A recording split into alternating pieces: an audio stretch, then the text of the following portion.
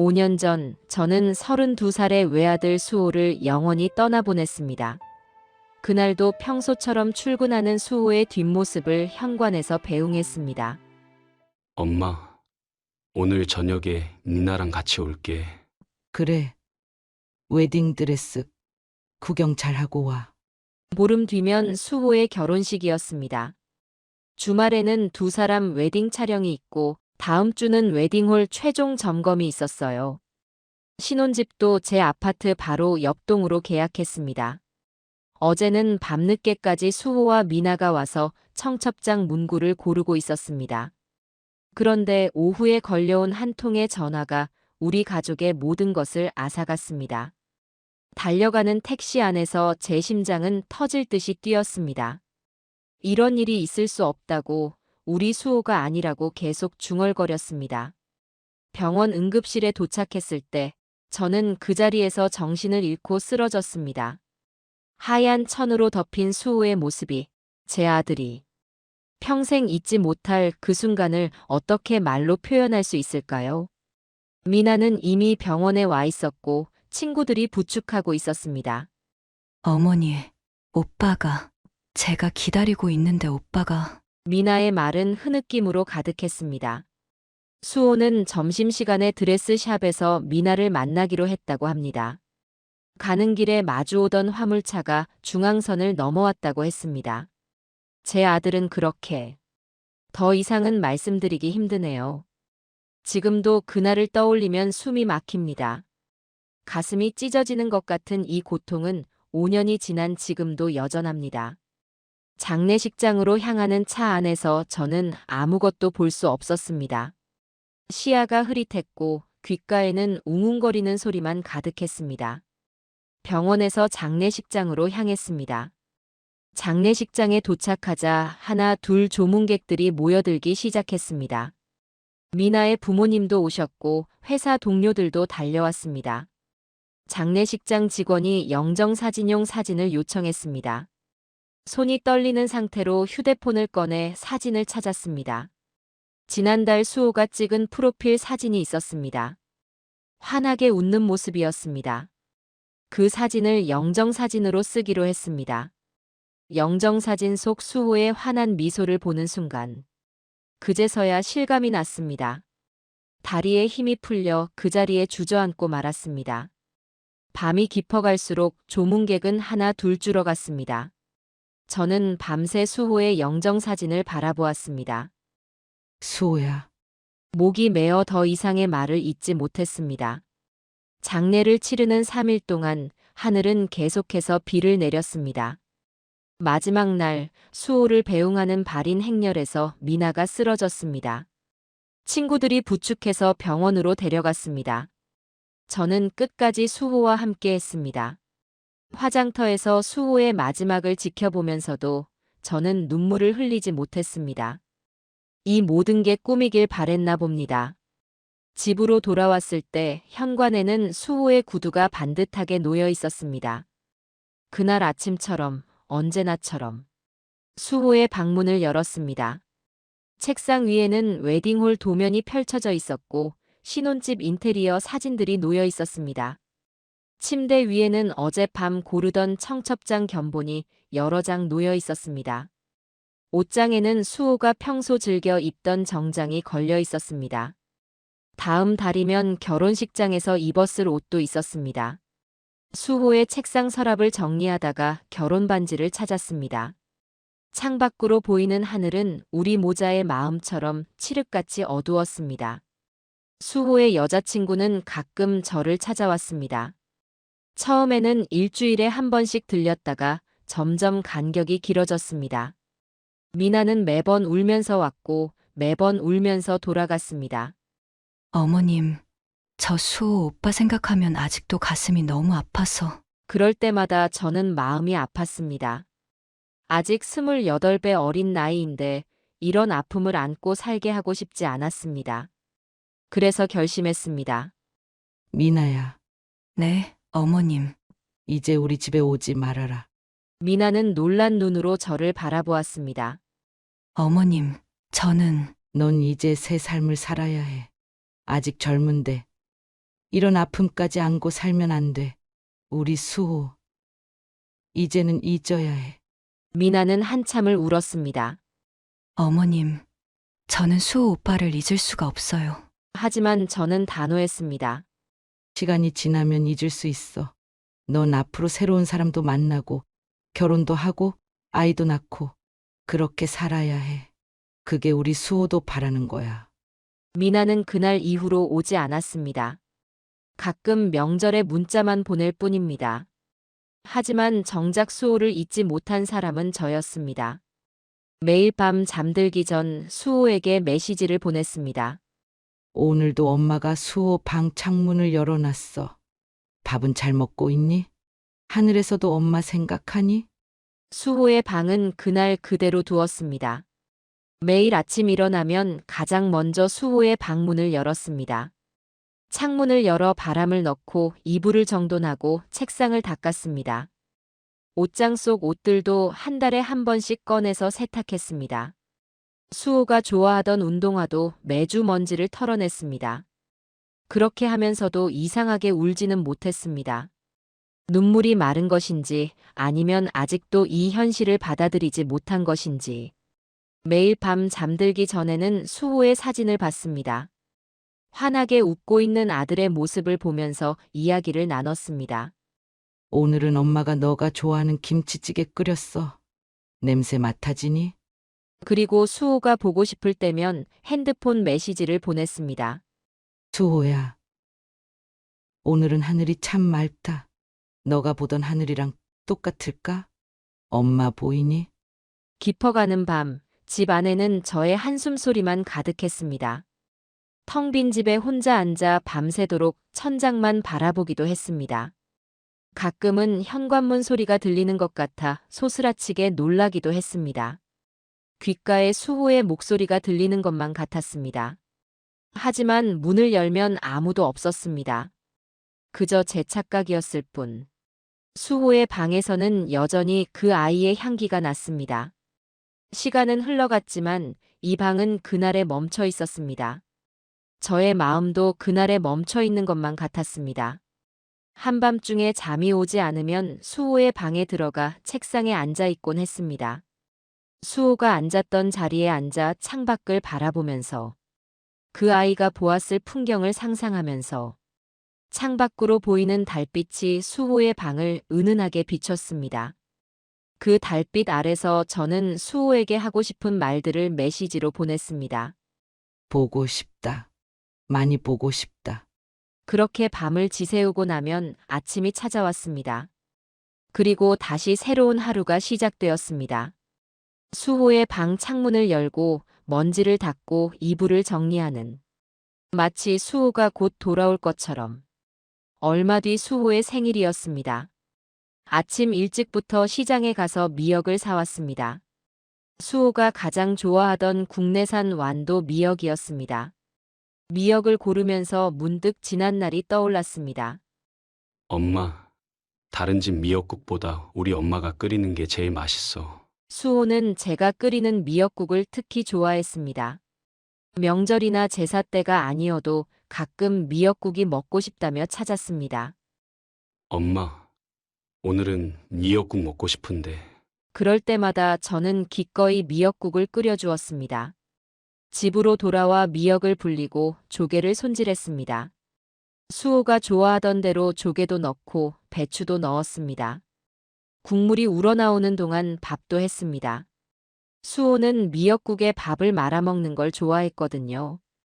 엄마, 국물에 밥 말아서 숟가락으로 떠먹는 게 진리야. 그렇게 말하며 웃던 수호의 모습이 눈앞에 선합니다. 상을 차리고 수호의 사진 앞에 앉았습니다. 목이 메이고 뜨거운 눈물이 볼을 타고 흘러내렸습니다. 수호의 생일상 앞에서 혼자 울고 있는 제 모습이 처연했습니다. 매일 보내던 문자처럼 오늘도 수호에게 메시지를 보냈습니다. 수호야, 생일 축하해. 엄마가 너가 좋아하는 미역국 끓였어. 늘 그렇듯 답장은 오지 않았습니다. 하지만 이상하게도 메시지는 읽음 표시가 떴습니다. 처음에는 통신사 시스템 오류라고 생각했습니다. 하지만 그동안 보낸 모든 메시지가 읽음 표시가 뜨는 건 이상했습니다. 수호 핸드폰은 장례 끝나고 해지했으니까요. 가끔은 수호가 정말 제 메시지를 읽고 있는 건 아닐까 하는 생각도 들었습니다. 하늘 어딘가에서 제 메시지를 보고 있을 것만 같았습니다. 식사를 마치고 수호의 방으로 들어갔습니다. 책상 위에는 수호의 마지막 생일 때 찍은 사진이 놓여 있었습니다. 그때는 미나와 함께 집에서 조촐하게 생일 파티를 했었습니다. 내년에는 미나랑 결혼해서 둘이 같이 엄마 생신 챙겨드릴게요. 그게 수호의 마지막 생일이 될 줄은 아무도 몰랐습니다. 창밖을 보니 하늘이 유난히 맑았습니다. 구름 한 점 없는 파란 하늘이 마치 수호의 미소처럼 느껴졌습니다. 수호야, 오늘따라 하늘이 참 맑다. 너가 보는 하늘도 이렇게 맑니? 메시지를 보내자 이번에도 어김없이 읽음 표시가 떴습니다. 이상한 일이지만 그래도 마음이 조금은 위로가 되는 것 같았습니다. 마치 수호가 정말 제 메시지를 읽고 있는 것처럼, 어딘가에서 저를 지켜보고 있는 것처럼, 밤이 깊어갈수록 더욱 수호가 그리워졌습니다.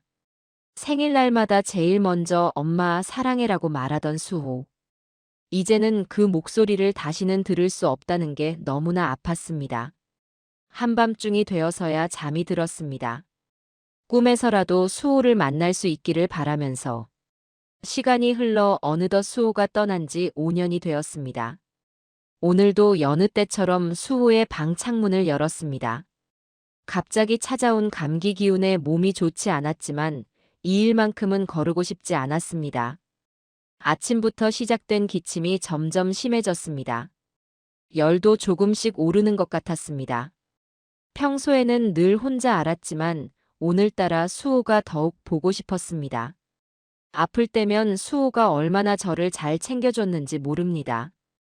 엄마, 내가 약국 다녀올게. 죽 끓여놨으니까 식으면 꼭 드세요. 이제는 그런 말을 들을 수 없다는 게 마음 한켠을 더욱 아프게 했습니다. 밤이 되자 열이 점점 더 심해졌습니다. 약을 먹어도 열이 떨어지지 않았습니다.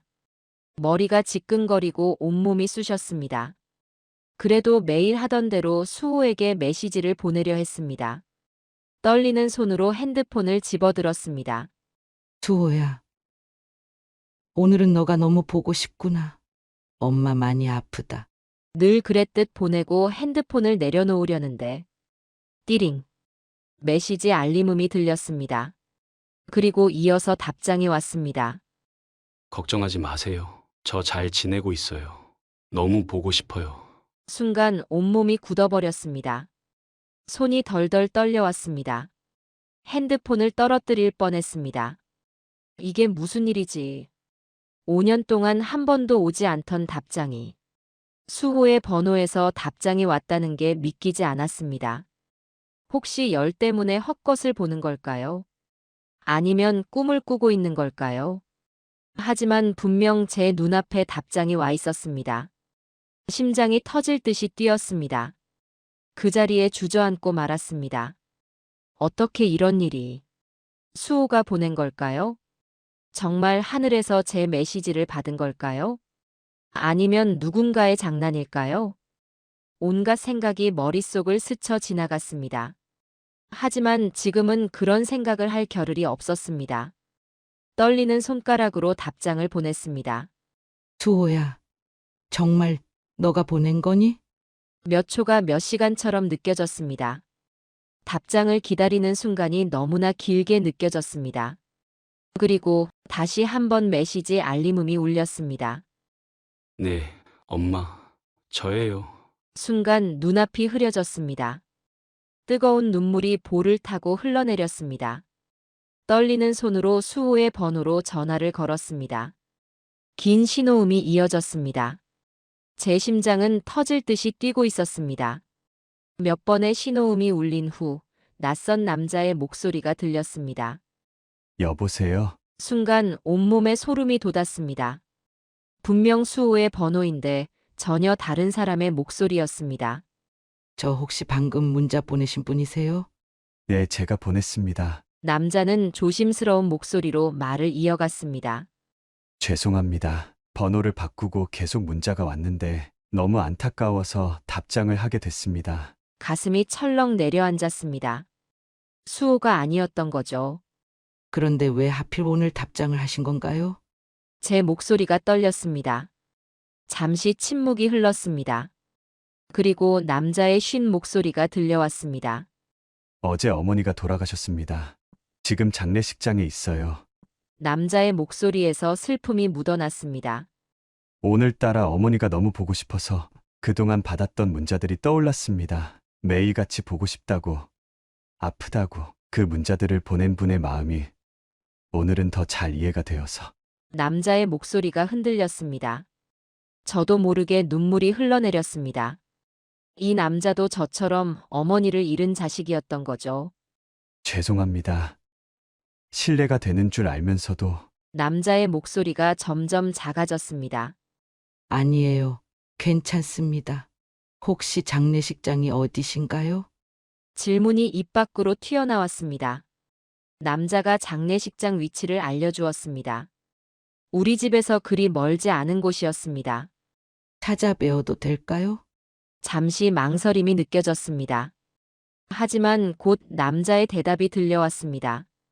네, 와주시면 감사하겠습니다. 전화를 끊고 한동안 멍하니 앉아 있었습니다.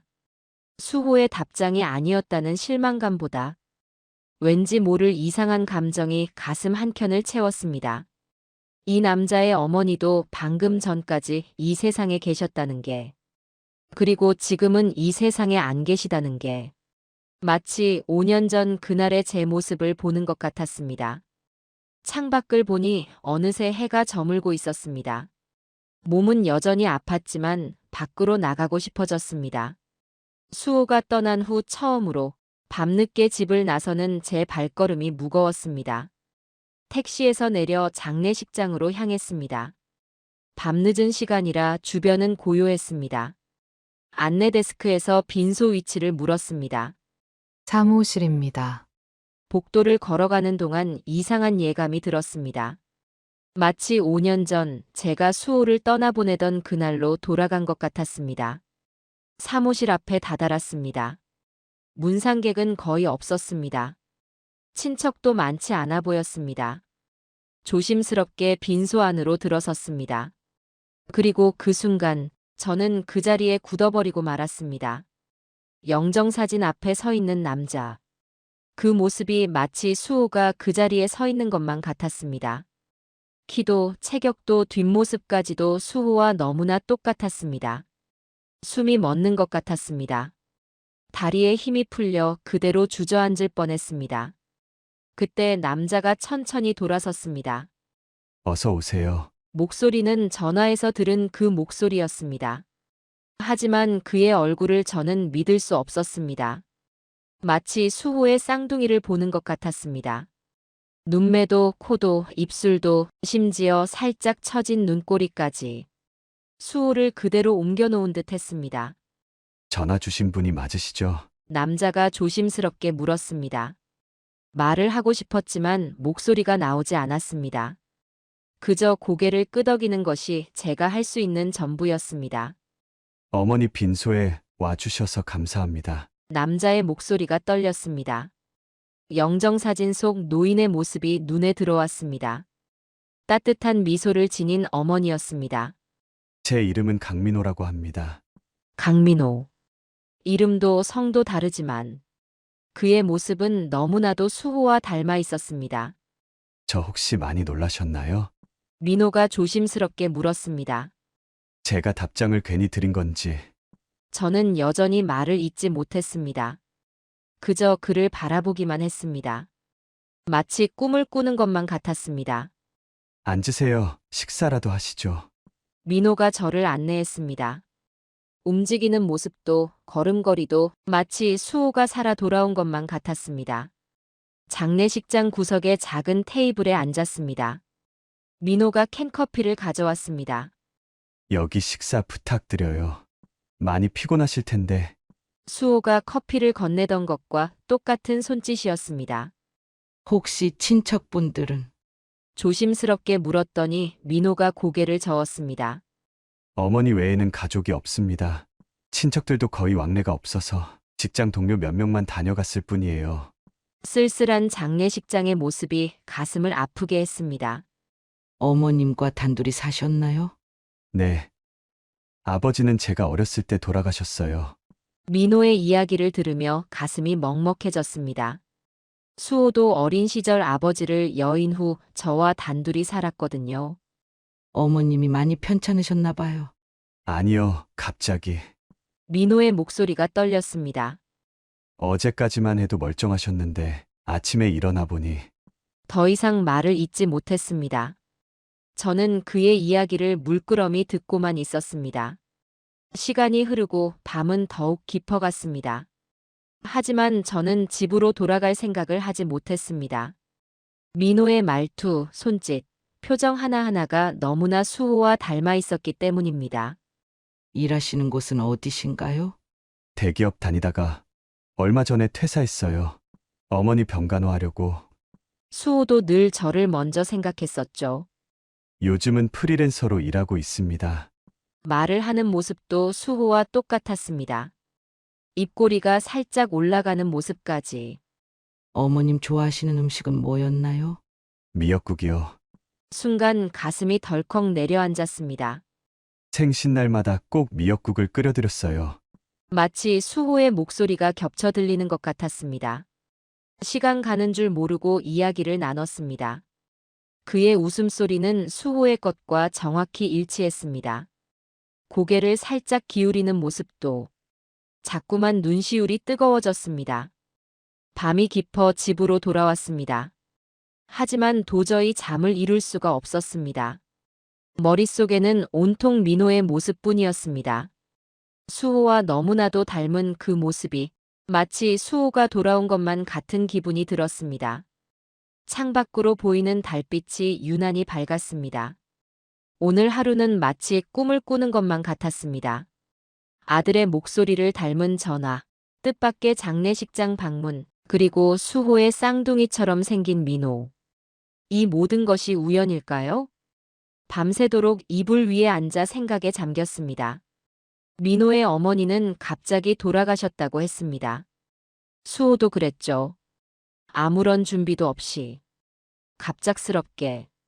창가에 기대어 앉아 밤하늘을 바라보았습니다. 어쩌면 하늘이 저에게 보내준 선물일까요? 수호를 닮은 그 아이를. 하늘의 뜻이 있는 걸까요? 밤이 깊어가도 잠은 오지 않았습니다. 마음 한켠이 이상하게 설레었습니다. 마치 오랫동안 잃어버렸던 무언가를 되찾은 것처럼. 날이 밝기도 전에 장례식장으로 향했습니다. 택시에서 내려 빈소로 가는 길, 희미한 새벽빛이 복도를 비추고 있었습니다. 사무실 앞에 다다르자 민호가 문 앞에 서 있었습니다. 이렇게 또 와주시다니. 민호의 목소리가 떨렸습니다. 뜬 눈으로 밤을 지샌 듯 얼굴이 헬쓱했습니다. 발인은 몇 시예요? 8시요. 도와드릴 일이 있을까요? 민호는 잠시 망설이더니 고개를 저었습니다. 괜찮습니다. 이것저것 다 준비해두었어요. 하지만 저는 자리를 뜨지 않았습니다. 영정사진 속 어머니의 모습이 더욱 따뜻해 보였습니다. 어머님이 좋아하시던 꽃은 뭐예요? 장미요. 흰 장미를. 말을 잇지 못하고 민호의 어깨가 떨렸습니다. 저는 바로 밖으로 나가 꽃집을 찾았습니다. 다행히 일찍 문을 연 꽃집이 있었습니다. 흰 장미 한 다발을 사들고 돌아왔습니다. 민호의 눈시울이 붉어졌습니다. 어머님도 이 꽃을 보시면 좋아하실 거예요. 시간이 흘러 발인이 시작되었습니다. 장지까지 가는 동안 민호는 말없이 창밖만 바라보았습니다. 수호도 그랬었죠. 슬플 때면 말없이 창밖을 바라보던. 하늘은 유난히도 맑았습니다. 구름 한 점 없는 파란 하늘이 끝없이 펼쳐져 있었습니다. 장지에 도착해서야 민호가 입을 열었습니다. 어머니가 항상 하늘을 좋아하셨어요. 맑은 하늘을 보시면 행복해 하셨죠. 오늘같이 맑은 날이면 더욱 좋아하셨을 텐데. 민호의 쓸쓸한 뒷모습이 마음을 아프게 했습니다. 마지막 인사를 마치고 돌아오는 길. 갑자기 민호가 울음을 터뜨렸습니다. 어머니, 그동안 참았던 눈물이 터져 나왔나 봅니다. 저는 아무 말도 하지 않고 그의 등을 쓰다듬어 주었습니다. 수호를 잃었을 때의 그 아픔이 생생하게 떠올랐습니다. 한참을 울던 민호가 겨우 진정이 되었습니다. 죄송합니다. 괜찮아요. 실컷 울어요. 어머니는 제가 우는 걸 제일 싫어하셨어요. 눈물 보이면 더 마음 아프다고. 민호의 목소리가 다시 흔들렸습니다. 그래서 어제도 울지 않으려고 했는데 차창 밖으로 햇살이 비추었습니다. 마치 두 사람의 어머니가 지켜보고 계신 것만 같았습니다. 돌아오는 길에 민호는 조용히 말했습니다. 와주셔서 정말 감사합니다. 혼자였다면 견디기 힘들었을 것 같아요. 그의 말에 가슴 한켠이 아려왔습니다. 저도 5년 전 그날 누군가 곁에 있어 주었다면 조금은 덜 아팠을까요? 집으로 가는 길에 민호가 물었습니다. 제가 연락드려도 될까요? 가끔 너무 외로울 것 같아서. 저는 고개를 끄덕였습니다. 장례식 후 일주일이 지났을 때 민호에게서 전화가 왔습니다. 좀 찾아뵈어도 될까요? 망설이는 듯한 목소리였습니다. 그래요. 언제든 와요. 그날 저녁 민호가 집으로 찾아왔습니다. 처음에는 어색한 침묵이 이어졌습니다. 어머님 댁은 조용하네요. 민호의 말에 저는 쓴웃음을 지었습니다. 그래요. 혼자 사니까. 민호도 이제 저처럼 혼자가 되었겠죠.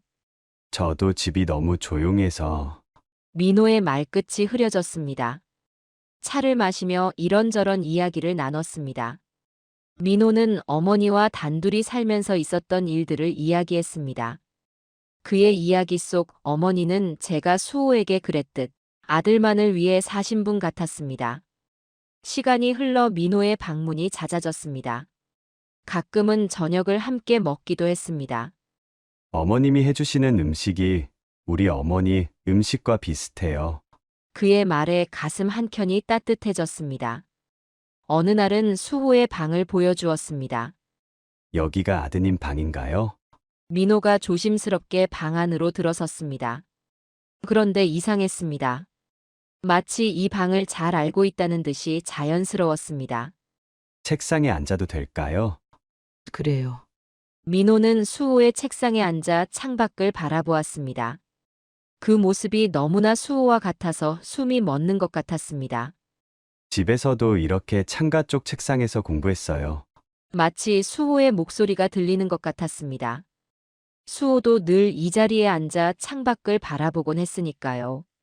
문득 옷장이 눈에 들어왔습니다. 민호 씨. 네, 혹시 이 옷들 입어볼래요? 민호는 잠시 놀란 듯 저를 바라보았습니다. 괜찮을까요? 그래요. 한번 입어보세요. 수호의 옷을 꺼내 민호에게 건넸습니다. 민호가 옷을 입고 나왔을 때 마치 수호가 돌아온 것만 같았습니다. 키도 체격도 완벽하게 같았습니다. 거울 좀 볼까요? 민호는 거울 앞에 서서 한참을 자신을 바라보았습니다. 신기하네요. 마치 제 옷 같아요. 그날 이후로 민호는 더 자주 찾아왔습니다. 가끔은 수호의 옷을 입고 왔습니다. 그럴 때면 마치 정말 수호가 돌아온 것만 같았습니다. 하루는 민호가 조심스럽게 말을 꺼냈습니다. 제가 이렇게 가끔 와도 될까요? 자주는 부담스러우실 것 같아서. 저는 고개를 저었습니다. 아니에요. 와주면 좋죠? 이 집이 다시 살아나는 것 같아서. 그 말에 민호의 눈시울이 붉어졌습니다. 시간이 흐르면서 민호는 이 집의 일부가 되어갔습니다. 주말이면 함께 장을 보러 가기도 했고, 가끔은 제가 해준 반찬을 싸가기도 했습니다. 그의 존재가 제게 작은 위로가 되었습니다. 어머님, 제가 오늘 재밌는 걸 가져왔어요. 민호가 낡은 앨범을 들고 왔습니다. 어머니 유품을 정리하다가 찾았어요. 소파에 나란히 앉아 앨범을 펼쳤습니다. 첫 장을 넘기자마자 저는 깜짝 놀랐습니다. 이게 세상에. 어린 시절 민호의 모습이 수호와 너무나 닮아 있었습니다. 무슨 일이세요? 제 표정이 이상했던 모양입니다. 잠시만요. 저는 서둘러 수호의 어린 시절 앨범을 가져왔습니다. 두 앨범을 나란히 놓고 비교해 보니 마치 한 아이의 사진을 보는 것 같았습니다. 어머님, 이게 민호도 놀란 눈으로 사진들을 바라보았습니다. 유치원 졸업식 사진, 초등학교 입학식 사진, 심지어 교복을 입은 중학생 시절의 모습까지 꼭 같은 모습이었습니다. 혹시 생일이 언제예요? 떨리는 목소리로 물었습니다. 1992년 3월 15일이요. 순간 온몸에 소름이 돋았습니다. 수호와 정확히 같은 날이었습니다. 혹시 같은 날인가요? 그래요. 수호도 1992년 3월 15일생이에요. 민호의 얼굴이 하얗게 변했습니다. 어떻게 이런 일이 사진을 하나하나 비교해 보았습니다. 웃는 모습도 눈을 찡그리는 모습도 마치 거울을 보는 것처럼 똑같았습니다. 여기 야구하는 사진도 있네요.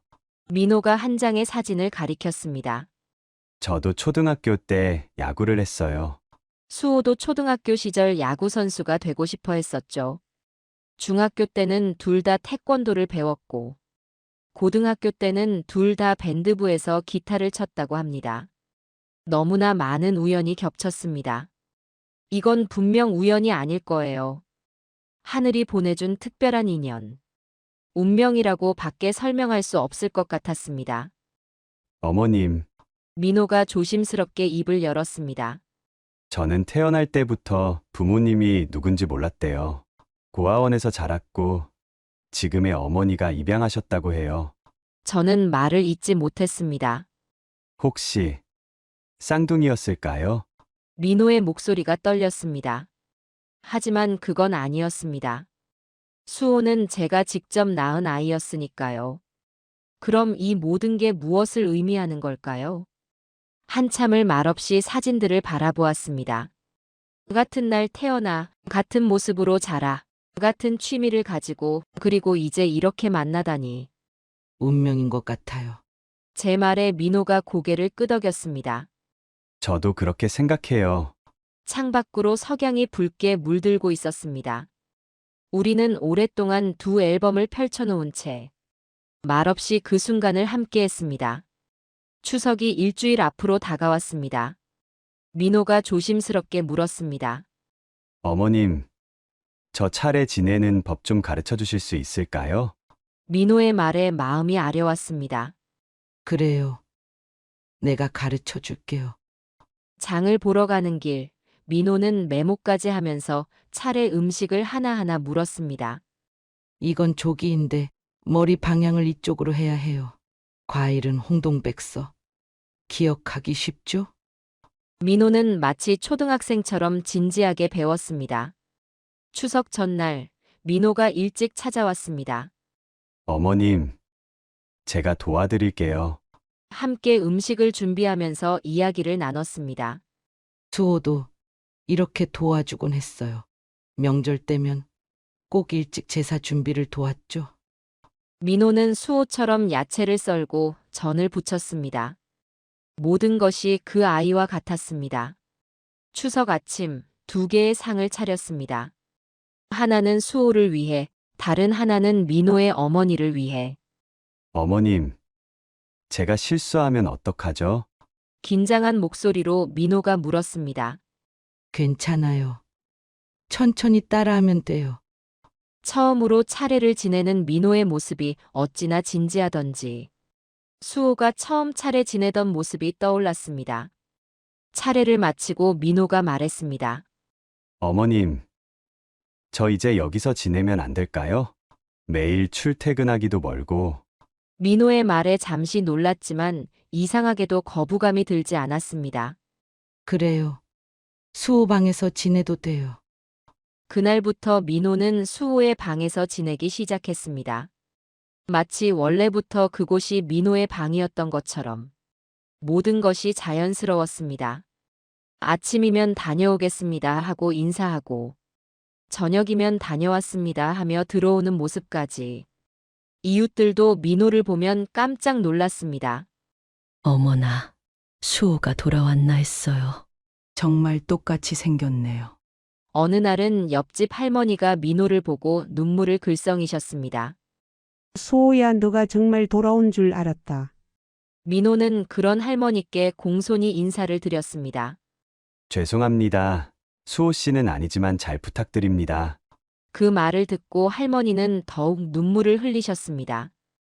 밤이면 민호는 수호의 책상에서 일을 했습니다. 노트북을 켜고 일하는 모습이 수호가 야근하던 모습과 똑같았습니다. 주말이면 함께 시장도 가고 가끔은 동네 산책도 했습니다. 매일 아침 민호는 제가 해준 도시락을 가지고 출근했고 저녁이면 함께 식사를 했습니다. 이제는 텅 비었던 집에 다시 생기가 돌았습니다. 수호가 있을 때처럼. 아니, 마치 수호가 정말 돌아온 것처럼. 하늘이 저에게 보내준 특별한 선물. 그것이 바로 민호였나 봅니다. 제 생일날 아침이었습니다. 평소와 같이 수호의 방 창문을 열어주려 갔는데 민호가 이미 일어나 있었습니다. 아, 일어났네요. 그런데 민호가 뭔가를 뒤로 숨겼습니다. 어머님, 잠시만 거실로 나와주세요. 거실에는 예쁜 꽃다발과 함께 작은 케이크가 놓여 있었습니다. 생신 축하드립니다. 민호의 목소리가 떨렸습니다. 이거 수호가 어머님 드리려고 준비했던 건데, 민호가 작은 상자를 내밀었습니다. 어머님 서랍에서 봤어요. 수호가 제 생일 선물로 준비했던 목걸이였습니다. 제가 대신 걸어드려도 될까요? 눈물이 차올랐습니다. 고마워요. 민호가 조심스럽게 목걸이를 걸어주었습니다. 그리고 엄마, 순간 온 세상이 멈춘 것만 같았습니다. 엄마, 생신 축하드려요. 5년 만에 다시 듣는 엄마라는 말. 참았던 눈물이 터져 나왔습니다. 우리 어머니가 돌아가시기 전에 그러셨어요. 너가 이제 그분의 아들이 되어 주렴 하고, 민호의 목소리도 흔들렸습니다. 저는 그대로 민호를 끌어안았습니다. 그래, 우리 아들. 민호도 저를 꼭 안았습니다. 오랫동안 그렇게 서로 붙잡고 울었습니다. 아침 식사 자리에서 민호가 말했습니다. 엄마, 이제 제가 효도할게요. 그 말을 듣는데 가슴이 먹먹해졌습니다. 수호가 늘 하던 말이었거든요. 아침을 먹고 민호는 회사에 갔습니다. 다녀오겠습니다. 수호의 목소리와 똑같은 인사. 하지만 이제는 슬프지 않았습니다. 오히려 가슴이 따뜻해졌습니다.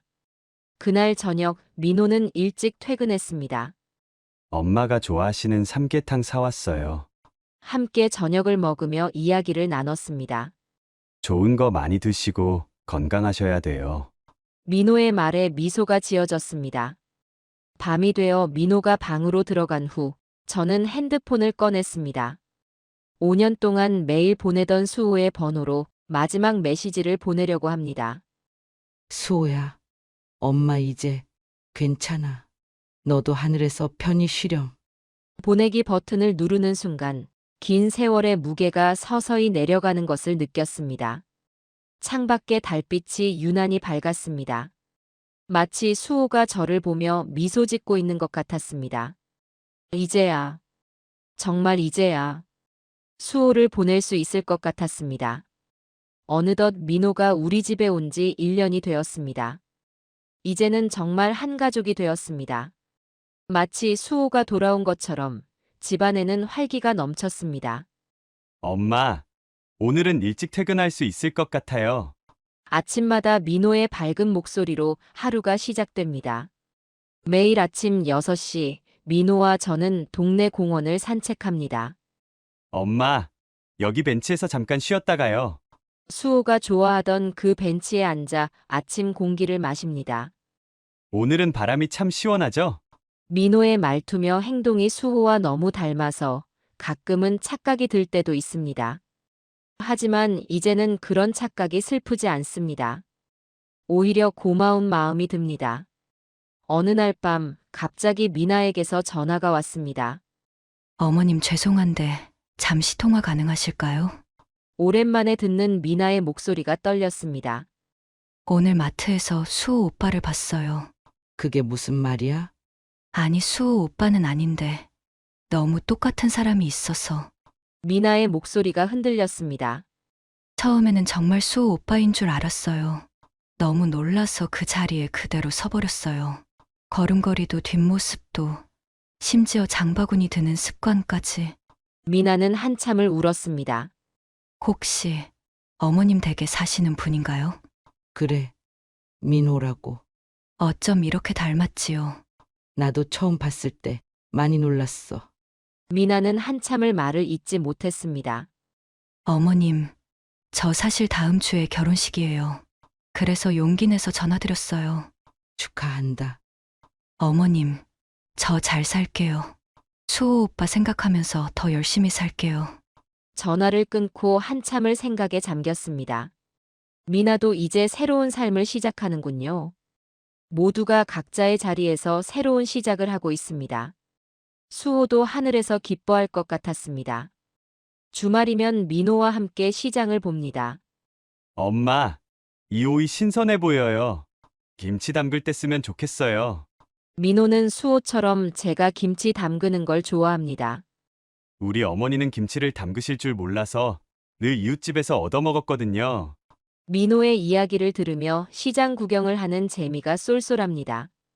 이제는 더 이상 밤에 울지 않습니다. 수호의 사진을 보면서 눈물 흘리던 날들이 언제였나 싶어요. 대신 민호와 함께 저녁을 먹고 TV를 보며 이야기꽃을 피웁니다.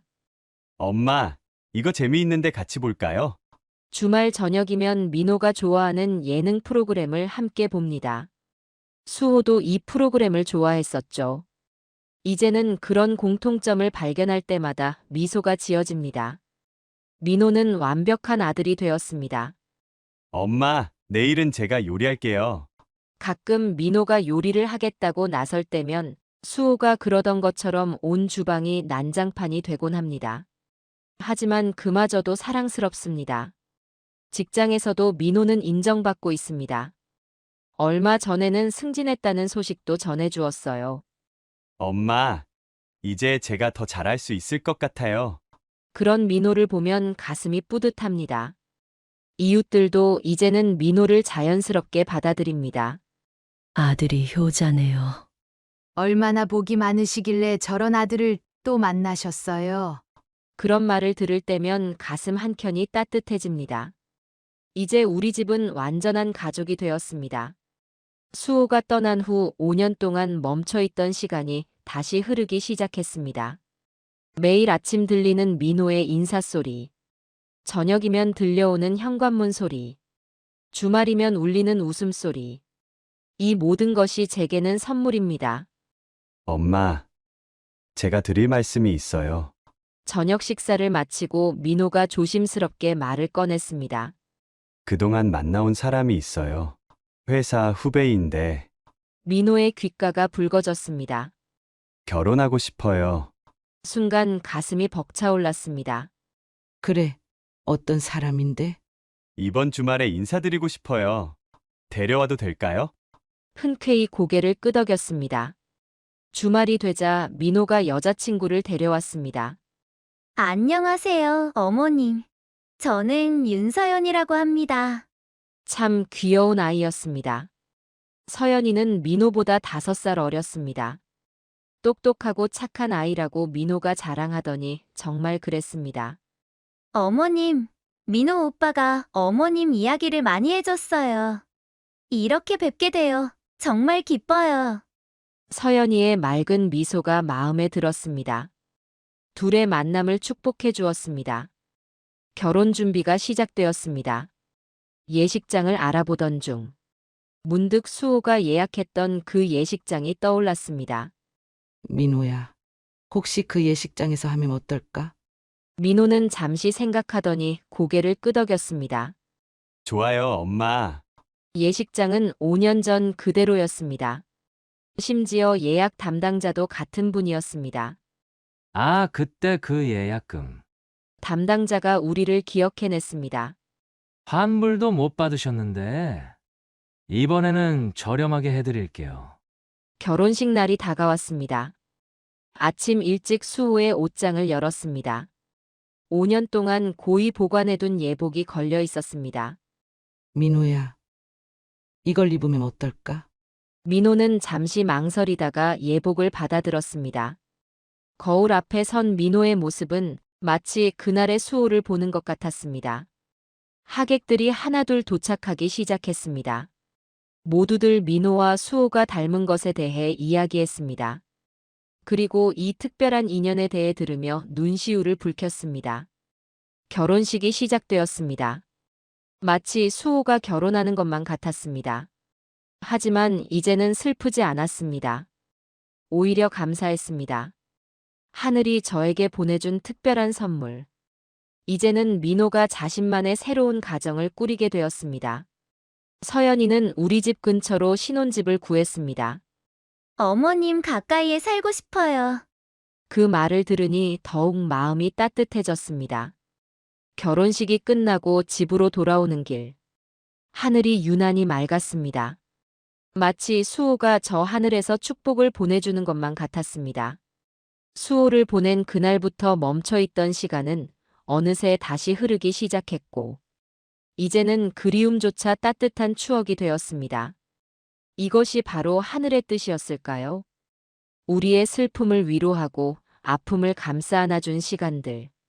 그 시간 속에서 저는 다시 한번 엄마가 되었습니다. 이제 더 이상 밤하늘의 별을 보며 울지 않습니다. 대신 그 별들에게 감사 인사를 전합니다. 수호를 보내주어 고맙다고. 그리고 민호를 보내주어 고맙다고. 수호의 방에는 여전히 그날의 향기가 남아있지만 이제는 그 향기가 누군가를 위로합니다. 마치 오래된 편지처럼, 그리운 목소리처럼.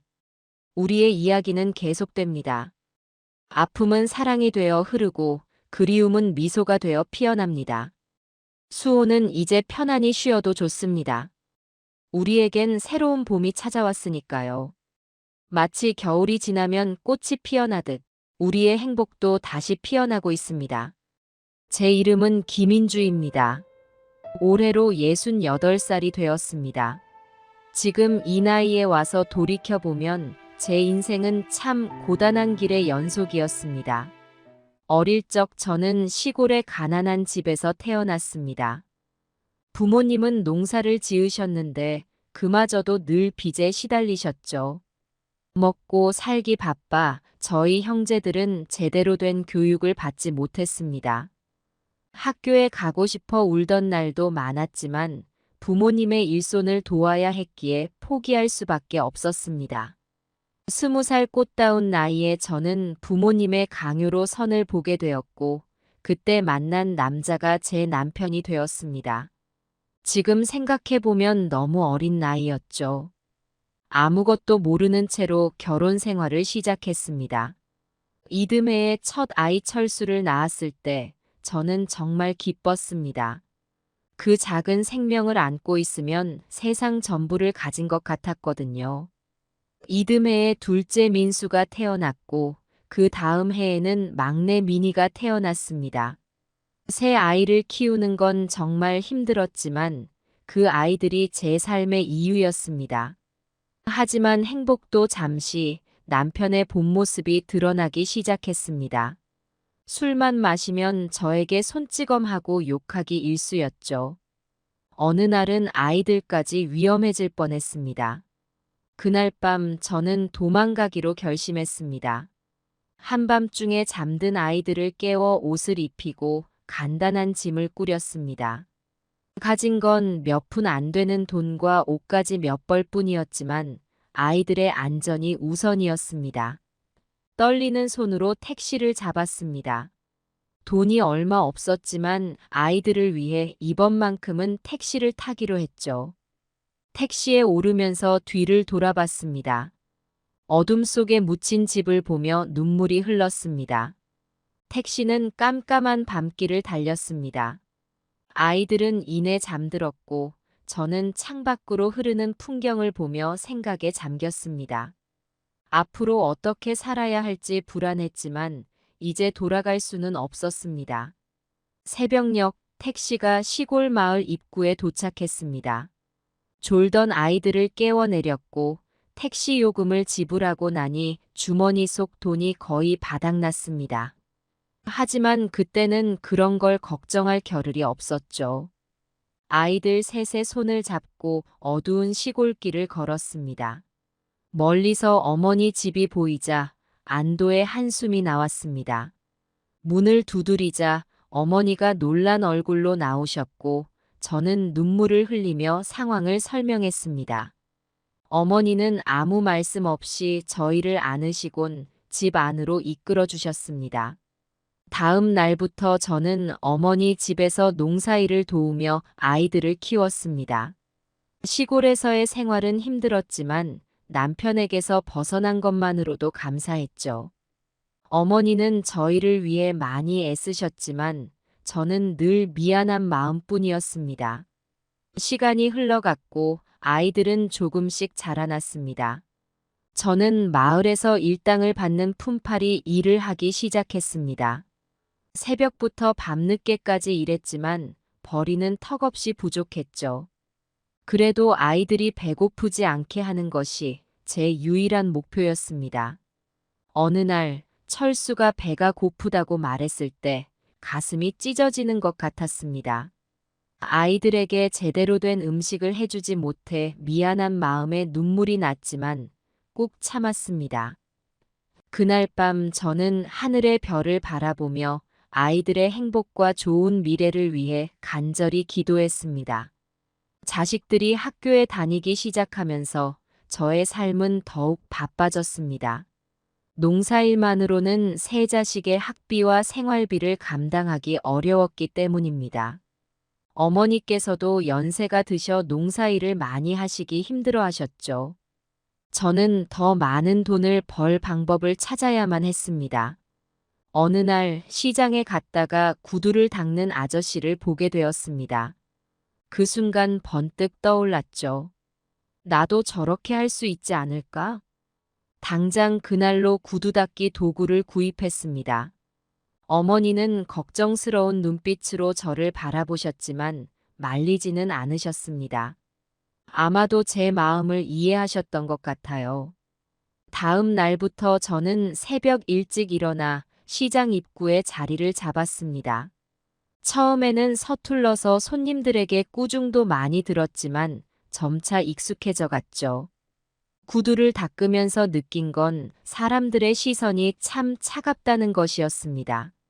특히 젊은 여자가 구두를 닦는다는 것에 대해 좋지 않은 시선을 보내는 사람들이 많았죠. 하지만 저는 개의치 않았습니다.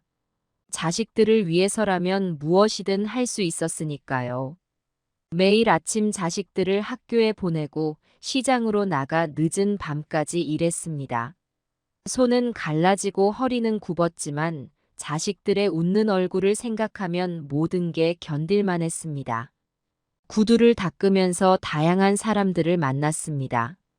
바쁘게 회사로 향하는 직장인들, 시장을 보러 나온 아주머니들, 때로는 동네 어르신들까지.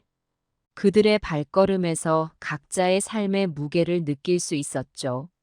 어떤 이들은 친절하게 대해주셨지만 어떤 이들은 저를 무시하기도 했습니다. 특히 기억에 남는 건 한중년 신사였습니다. 매주 한 번씩 오셔서 구두를 닦으셨는데 언제나 제게 따뜻한 말 한마디를 건네주셨죠. 힘내세요. 당신의 노력이 헛되지 않을 거예요. 그 말이 제게는 큰 위로가 되었습니다. 시간이 흐르면서 단골 손님들이 생기기 시작했습니다. 그들 덕분에 조금씩 수입이 늘어났고 자식들에게 더 나은 환경을 제공할 수 있게 되었습니다. 하지만 여전히 빠듯한 살림이었죠. 자식들의 학용품을 사줄 때면 한 달 내내 저는 한 끼를 굶어야 했습니다. 구두를 닦으면서 가장 힘들었던 건 계절의 변화였습니다. 무더운 여름엔 땀으로 흠뻑 젖었고 추운 겨울엔 손이 얼어붙는 것 같았습니다. 비가 오는 날이면 일을 할 수 없어 수입이 뚝 떨어졌죠. 그럴 때마다 저는 불안에 떨었습니다. 오늘 벌지 못한 돈으로 내일 자식들 급식비를 어떻게 해야 하나. 그래도 저를 지탱해 준 건 자식들의 존재였습니다. 철수, 민수, 민희. 그 자식들이 자라는 모습을 보는 것만으로도 힘이 났습니다.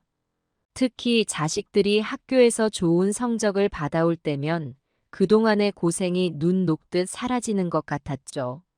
어느 날 집에 돌아오니 철수가 저를 기다리고 있었습니다. 손에는 시험지가 들려 있었는데 100점이 적혀 있었습니다.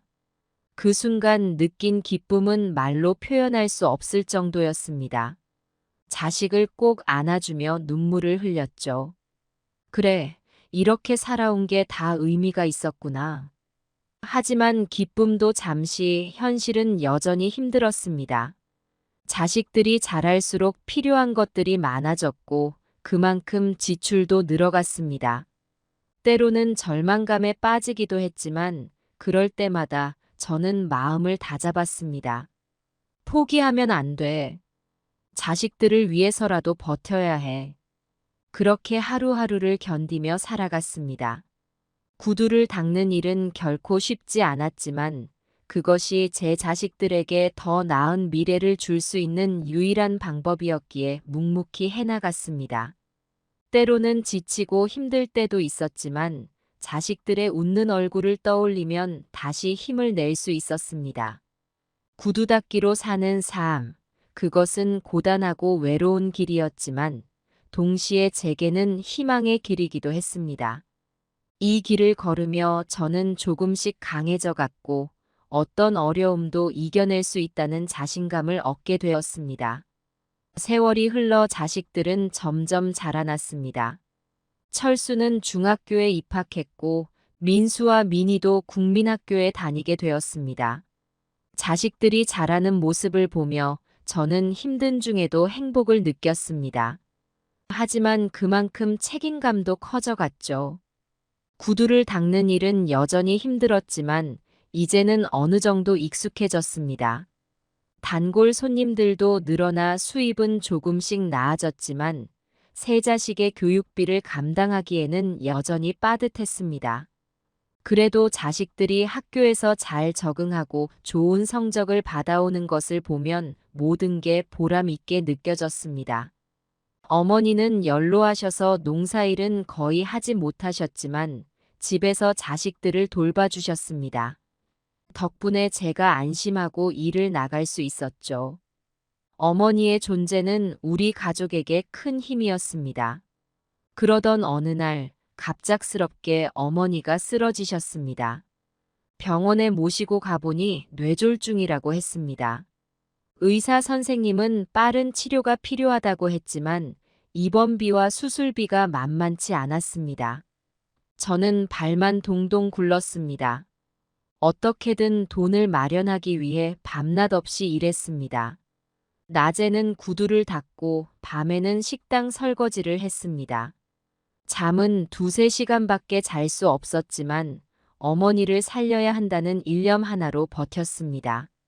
하지만 결국 어머니는 돌아가셨습니다. 제가 아무리 노력해도 어머니의 생명을 붙잡을 순 없었습니다. 장례를 치르는 내내 저는 눈물을 멈출 수 없었습니다. 어머니의 빈자리는 너무나 컸고 그 상실감은 말로 표현할 수 없을 정도였습니다. 어머니가 돌아가시고 나서 우리 가족의 생활은 더욱 힘들어졌습니다. 제가 일하러 나가면 자식들은 혼자 있어야 했고 집안일도 제가 전부 해야 했습니다.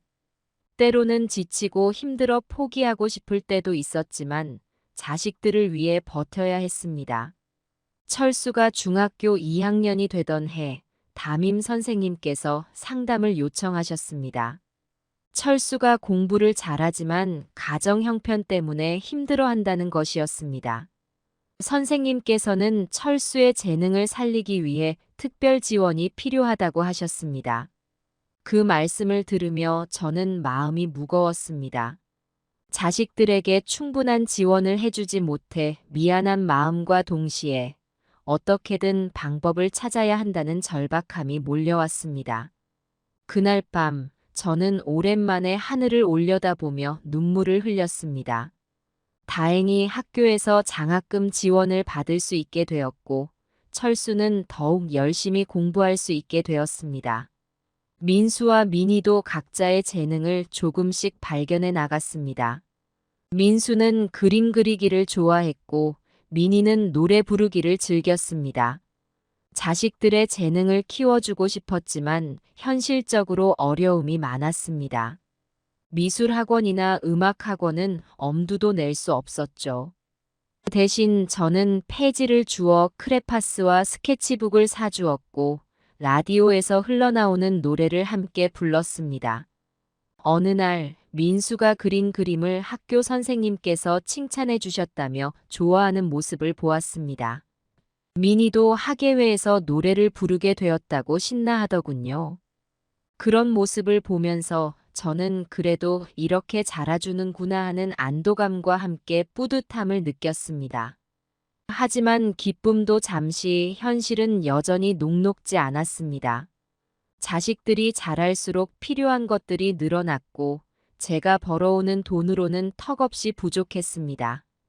때로는 자식들의 요구를 들어줄 수 없어 가슴이 아팠습니다. 그럴 때마다 저는 어머니를 떠올렸습니다. 어머니라면 어떻게 하셨을까? 생각하며 힘을 냈습니다. 어머니의 사랑과 희생을 기억하며 저 역시 자식들을 위해 더 강해져야 한다고 다짐했습니다. 새 자식을 키우는 일, 그리고 생계를 유지하는 일은 결코 쉽지 않았습니다. 하지만 자식들이 조금씩 성장해가는 모습을 보면서 저는 이 모든 것이 가치 있는 일이라고 믿었습니다. 어머니의 빈자리를 채우기 위해 더욱 노력했고, 자식들에게 더 많은 사랑을 주려고 애썼습니다. 이렇게 우리 가족은 서로를 의지하며 하루하루를 살아갔습니다. 힘들고 어려운 순간도 많았지만 함께 있다는 것만으로도 힘이 되었습니다. 자식들의 웃음소리가 들리는 한 저는 계속해서 앞으로 나아갈 수 있다고 믿었습니다. 세월이 흘러 철수가 고등학교에 입학하게 되었습니다. 중학교 때부터 뛰어난 성적을 보여준 철수는 지역의 명문 고등학교에 합격했습니다. 그 소식을 들었을 때 저는 말로 표현할 수 없는 기쁨을 느꼈습니다. 하지만 동시에 걱정도 되었습니다. 명문 고등학교의 학비와 기타 비용을 어떻게 감당할 수 있을지 막막했기 때문입니다. 그러나 철수는 제 걱정을 눈치챘는지 스스로 장학금을 알아보고 신청했습니다. 다행히 성적 우수 장학금을 받게 되어 학비 부담을 크게 줄일 수 있었습니다. 철수의 성숙한 모습에 저는 감동했고 동시에 미안한 마음이 들었습니다. 어린 나이에 집안 형편을 걱정해야 하는 아들을 보며 가슴이 아팠습니다. 민수와 민희도 각자의 재능을 키워나가고 있었습니다. 민수는 미술 대회에서 상을 받았고 민희는 교내 합창단에서 솔로 파트를 맡게 되었습니다. 비록 경제적으로 풍족하지는 않았지만 자식들이 자신의 꿈을 향해 나아가는 모습을 보며 저는 큰 위안을 얻었습니다. 구두 닦기 일은 여전히 힘들었지만 이제는 어느 정도 안정된 수입을 얻을 수 있었습니다. 단골 고객들이 늘어났고 그들 중 몇몇은 제 사정을 알고 가끔 더 많은 팁을 주기도 했습니다. 그럴 때마다 저는 감사한 마음에 눈물이 났습니다. 어느 날 평소 자주 오시던 한 사장님께서 제게 좋은 제안을 하셨습니다. 그분의 회사 구내식당에서 일할 의향이 있느냐는 것이었습니다. 급여는 제가 구두를 닦아버는 것보다 조금 더 나았고 무엇보다 안정적인 일자리였습니다. 처음에는 망설였습니다.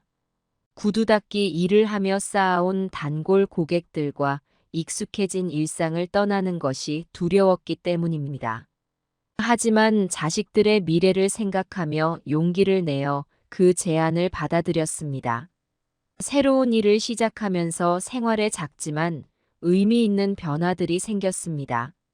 규칙적인 근무 시간 덕분에 저녁 식사를 자식들과 함께 할 수 있게 되었고, 주말에는 가끔 가족 나들이도 갈 수 있었습니다. 비록 멀리 가지는 못했지만 근처 공원에서 도시락을 먹으며 보내는 시간은 우리 가족에게 소중한 추억이 되었습니다. 철수가 고등학교 2학년이 되던 해, 담임 선생님께서 대학 진학에 대해 상담하고 싶다고 연락해 오셨습니다. 선생님께서는 철수의 성적이 매우 우수하여 서울의 좋은 대학을 노려볼 만하다고 하셨습니다. 그 말씀을 듣는 순간 저는 기쁨과 걱정이 교차했습니다. 서울의 대학에 보내는 것은 경제적으로 큰 부담이었습니다. 하지만 철수의 꿈을 위해 어떻게든 방법을 찾아야겠다고 결심했습니다. 밤마다 이불 속에서 눈물을 흘리며 기도했습니다. 제발 우리 아들에게 기회를 주세요. 제가 어떻게 해서든 뒷바라지하겠습니다. 그러던 중 뜻밖의 소식을 들었습니다. 철수가 다니는 고등학교의 동문회에서 우수 학생을 위한 장학 제도를 만들었다는 것이었습니다. 철수는 그 첫 번째 수혜자로 선정되었고 대학 4년간의 학비를 지원받게 되었습니다. 그 소식을 들었을 때 저는 그 자리에서 주저앉아 울고 말았습니다. 민수와 민희도 각자의 길을 찾아가고 있었습니다.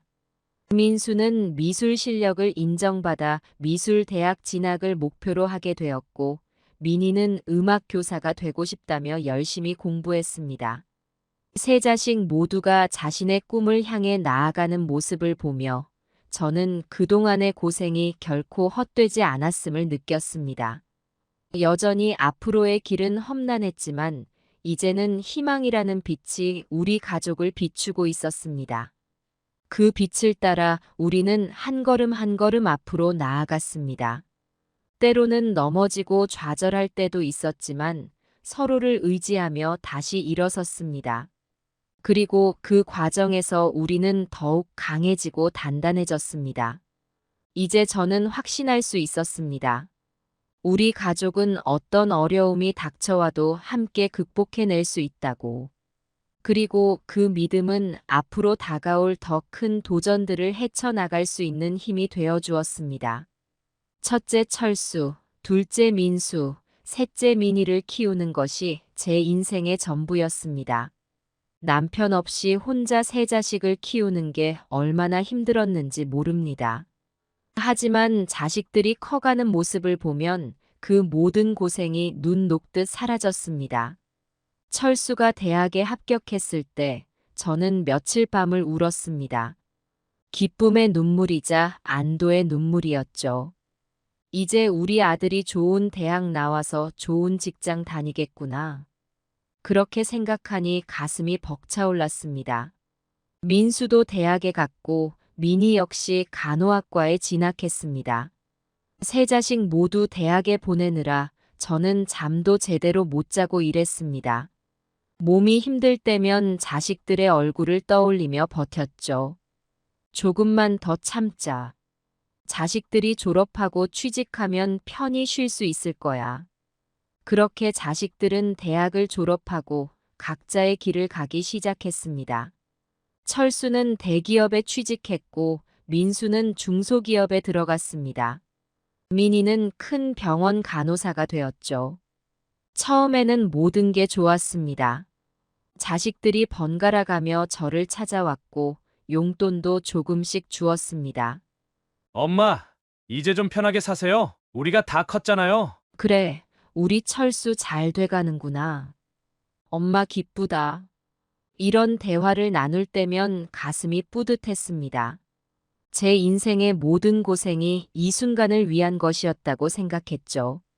하지만 그 행복도 잠시였습니다. 자식들의 방문이 뜸해지기 시작했고 전화도 뜸해졌습니다. 처음에는 바쁜가 보다 하고 넘겼습니다. 하지만 점점 더 연락이 뜸해지고 만나도 어색해지는 걸 느꼈습니다.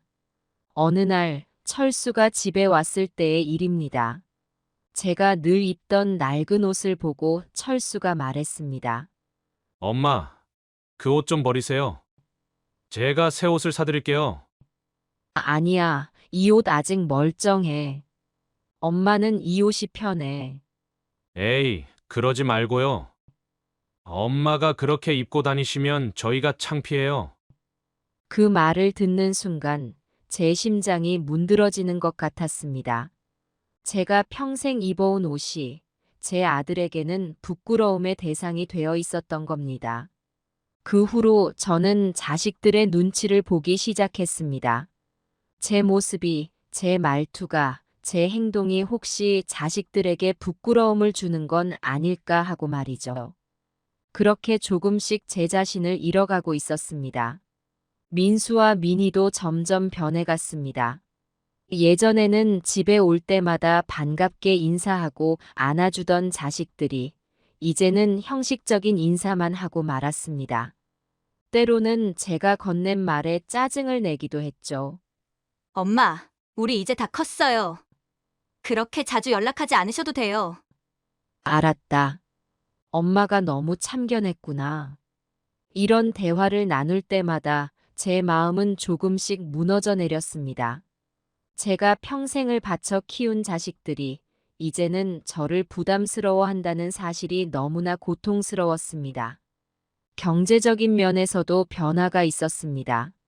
처음에는 자식들이 조금씩 용돈을 주었지만 점점 그마저도 끊겼습니다. 제가 아프다고 말해도 병원비를 보태주는 일은 없었습니다. 엄마, 저희도 살기 빠듯해요. 엄마 세대 때랑 지금이랑 다르다고요. 그래, 엄마가 너무 많이 바랬나 보구나. 이런 상황 속에서 저는 점점 외로워졌습니다. 평생을 자식들을 위해 살아왔는데 정작 자식들은 저를 외면하고 있었습니다. 때로는 내가 뭘 잘못했나 하는 생각에 밤새 눈물을 흘리기도 했습니다. 세월은 참 빠르게 흘러갔습니다. 때로는 힘들고 지칠 때도 있었지만 자식들이 잘 자라는 모습을 보며 힘을 냈었습니다. 그렇게 10년, 20년의 시간이 흘렀고 어느새 제 머리카락에도 하얀 서리가 내리기 시작했습니다. 몇십 년 동안 구두를 닦고 식당 일과 허드렛 일을 하며 버텨온 세월이었습니다. 그 긴 시간 동안 제가 버틸 수 있었던 이유는 오직 하나, 바로 제 자식들이었습니다. 그러던 어느 날 제 건강에 이상이 생겼습니다. 갑자기 심한 어지럼증이 찾아왔고 가슴이 답답해졌습니다. 혼자 병원에 가봤지만 검사 비용이 너무 비싸 제대로 된 진단도 받지 못했습니다. 자식들에게 연락했지만 돌아온 대답은 차가웠습니다. 엄마, 저희도 지금 바빠요. 그냥 동네 의원 가보세요. 엄마, 돈 때문에 또 연락하신 거예요? 저희도 빚 갚느라 힘들어요. 그 말을 듣고 저는 더 이상 자식들에게 연락하지 않기로 했습니다. 제가 아무리 힘들어도 이제는 자식들에게 기댈 수 없다는 걸 깨달았기 때문입니다. 날이 갈수록 제 건강은 악화되었습니다. 일을 나가는 것도 힘들어졌고 집안일을 하는 것조차 버거워졌습니다. 하지만 자식들은 여전히 제 상황에 무관심했습니다. 어느 날 철수가 오랜만에 집에 왔습니다. 그의 얼굴은 어딘가 불편해 보였습니다. 엄마, 할 말이 있어요. 그래, 무슨 일이니? 저 이사를 가려고 해요. 회사 근처로요. 그래, 좋겠구나. 엄마한테 자주 오기 힘들겠네. 그게 사실 엄마한테 말씀드리려고 했어요. 엄마도 요양원에 가시는 게 어떨까요? 그 말을 듣는 순간 제 세상이 무너지는 것 같았습니다. 제가 평생을 바쳐 키운 아들이 저를 요양원에 보내려 한다니요. 눈물이 왈칵 쏟아졌습니다. 철수야, 엄마가 그렇게 부담스러웠니? 아니에요, 엄마. 그냥 엄마 건강도 안 좋으시고 저희가 돌보기도 힘들고. 알았다. 엄마가 알아서 할게. 그날 이후 저는 깊은 우울감에 빠졌습니다. 집 밖으로 나가는 일도 줄었고 누군가와 대화를 나누는 일도 없어졌습니다. 그저 하루하루를 버티는 것이 전부였습니다. 민수와 민희도 가끔 연락은 했지만 그저 형식적인 안부 확인이 전부였습니다. 제 마음속 깊은 곳에서는 여전히 자식들에 대한 사랑이 있었지만 동시에 깊은 상처와 배신감도 자리 잡고 있었습니다. 경제적인 어려움도 점점 심해졌습니다. 일을 제대로 할 수 없게 되면서 수입이 끊겼고 적은 저축마저 바닥을 보이기 시작했습니다. 월세를 내지 못해 집주인에게 독촉을 받기도 했습니다. 그러던 어느 날 오랜만에 민희에게서 전화가 왔습니다. 엄마, 잘 지내세요? 저희가 요즘 너무 바빠서. 그래, 엄마는 잘 지내고 있어. 너희들 걱정하지 마. 엄마, 사실 할 말이 있어요. 저희가 엄마 집을 정리하고 요양원으로 모시려고 해요. 엄마 혼자 계시기엔 너무 위험할 것 같아서요. 그 순간 제 마음속에서 마지막 희망마저 사라졌습니다. 이제는 정말 제가 설 자리가 없어진 것 같았습니다. 알았다. 엄마가 알아서 할게. 너희들 신경 쓰지 마. 전화를 끊고 난 후 저는 오랫동안 울었습니다. 제가 평생 사랑하고 헌신했던 자식들에게 이렇게 버림받을 줄은 꿈에도 몰랐습니다. 차가운 겨울 바람이 창문을 흔들던 날, 저는 홀로 어두운 방에 앉아 있었습니다. 벽지는 누렇게 변색되어 있었고, 천장의 전구는 깜빡거리며 언제 꺼질지 모를 상태였습니다. 이곳이 제가 평생을 바쳐 가꾸어온 보금자리였습니다. 하지만 지금은 그저 차갑고 외로운 공간일 뿐이었습니다. 철수, 민수, 민희. 제 자식들의 이름을 속삭이며 눈물을 흘렸습니다. 그들은 이제 저와 같은 공간에 있는 것조차 불편해하는 것 같았습니다. 언젠가 명절에 자식들이 잠깐 들렀을 때의 일이 떠올랐습니다. 엄마, 우리 이제 가봐야 해요. 다음에 또 올게요. 그래. 조심히 가거라. 자식들의 뒷모습을 바라보며 저는 무언가를 잃어버린 듯한 느낌을 받았습니다. 제가 그토록 사랑하고 아끼던 자식들이 이제는 저를 짐처럼 여기는 것 같았습니다. 날이 갈수록 자식들의 연락은 뜸해졌고 방문은 더욱 드물어졌습니다. 처음에는 그들의 바쁜 삶을 이해하려 노력했습니다.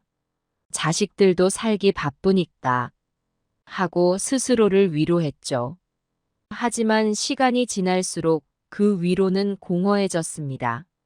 어느 날 심한 기침이 멈추지 않아 병원에 가야 했습니다. 하지만 혼자서는 갈 수 없어 철수에게 전화를 걸었습니다. 철수야, 엄마가 좀 아파서 병원에 같이 가주면 안 될까? 엄마, 제가 지금 회의 중이에요. 택시 타고 가세요. 나중에 전화할게요. 전화가 끊기고 저는 한동안 멍하니 수화기만 바라보았습니다. 눈물이 주르륵 흘러내렸지만 닦을 힘조차 나지 않았습니다.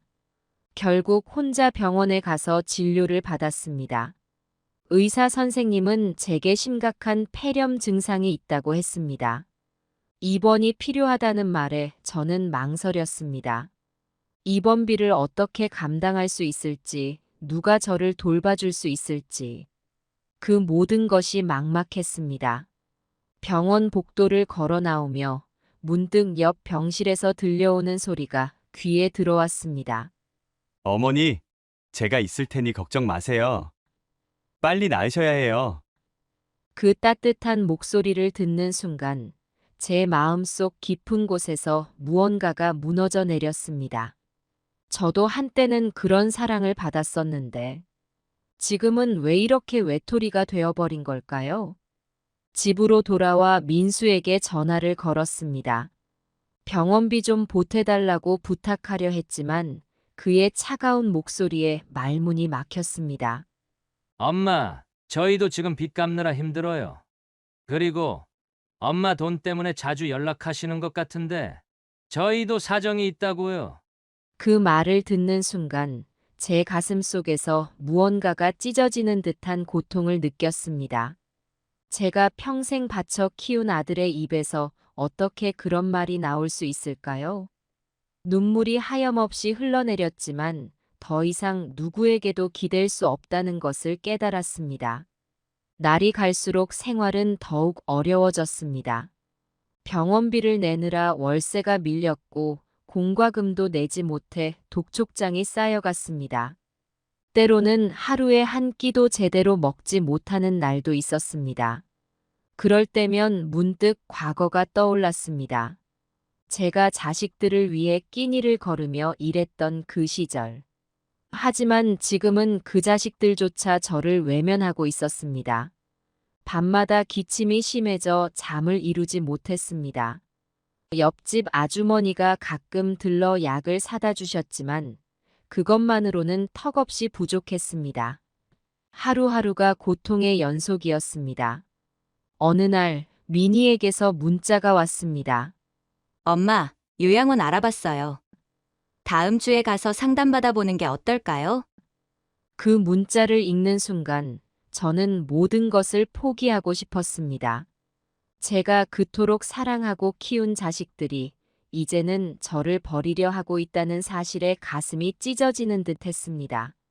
창밖으로 보이는 어두운 하늘을 바라보며 저는 조용히 중얼거렸습니다. 내가 뭘 그렇게 잘못했을까? 이렇게 살려고 그 고생을 했나? 눈물이 하염없이 흘러내렸습니다. 이제는 눈물조차 마를 대로 말라버린 것 같았습니다. 방 한구석에 쌓인 빨래 더미를 바라보며 문득 예전에 자식들 옷을 정성스레 빨래하던 기억이 떠올랐습니다. 그때는 그렇게 행복했는데 지금은 왜 이렇게 된 걸까요? 밤이 깊어갈수록 외로움은 더욱 커져갔습니다. 텅 빈 집안을 바라보며 저는 문득 이런 생각이 들었습니다. 나는 이제 정말 혼자구나. 그 생각에 가슴이 무너져 내리는 것 같았습니다.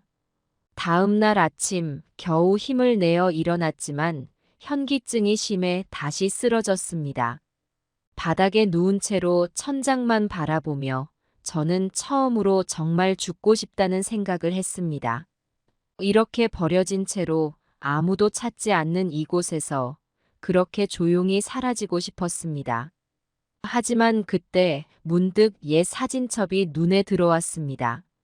떨리는 손으로 그것을 펼쳤을 때 자식들이 어렸을 때의 사진이 나왔습니다. 해맑게 웃고 있는 자식들의 모습에 저도 모르게 미소가 지어졌습니다. 그리고 그 순간 작은 희망의 불씨가 제 마음속에서 피어올랐습니다. 아직 포기하기엔 이르다. 내 자식들이 언젠가는 돌아올 거야. 그렇게 저는 다시 한번 일어설 용기를 냈습니다. 비록 지금은 힘들고 외롭지만 언젠가는 이 고난도 지나갈 거라고 믿었습니다. 그리고 그때까지 저는 포기하지 않고 버티기로 했습니다. 제 자식들을 위해, 그리고 저 자신을 위해서. 창밖으로 비가 추적추적 내리던 날이었습니다. 저는 여느 때와 같이 방 안에 홀로 앉아 있었습니다. 텔레비전에서는 무언가 떠들썩한 소리가 들려왔지만 제 귀에는 그저 소음일 뿐이었습니다. 그때 갑자기 초인종 소리가 들렸습니다. 처음에는 무시하려 했습니다. 아마도 전기 검침원이거나 우편물 배달일 거라고 생각했거든요. 하지만 계속해서 울리는 초인종 소리에 마지못해 일어나 문을 열었습니다. 문 앞에 서 있는 사람을 보고 저는 그 자리에서 얼어붙었습니다. 40년도 더 지난 세월이 무색하게 제가 한눈에 알아볼 수 있는 얼굴이었습니다. 바로 제 전 남편이었습니다. 인주야, 오랜만이구나. 그의 목소리는 예전과 달리 부드럽고 조심스러웠습니다.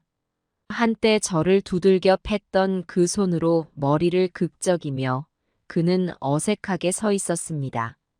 당신이 왜 여기에? 우연히 알게 됐어. 너가 여기 산다는 걸.